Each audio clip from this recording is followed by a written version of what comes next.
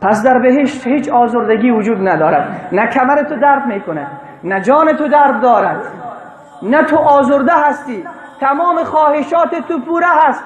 حوران در گرد تو چرخ میزنند. برای هر مسلمان 70 دانه حور داده می شود. در حدیث می آید 100 تا حور، 500 دانه حور، هر کس به اندازه درجه و مقام خود از حوران میگیرد و از زنان دنیا 2 تا زن میدهد. از زنان دنیا برای هر بهشتی 2 تا زن داده می شود. دخترانی که بدون شوهر از دنیا رفتن، الله بهترین جوانان را از این مردان دنیا به او انتخاب میکنه، او به همراهش ازدواج میکنه. و جوانانی که بدون زن رفتن و مردن، الله 70 تا حور و 2 تا زن جنتی برایشان نصیب میگردانه. 82,000 خدمتگزار، 82,000. پیامبر صلی الله علیه و سلم فرمود برای هر بهشتی 82,000 خدمتگزار الله نصیب میگردانه.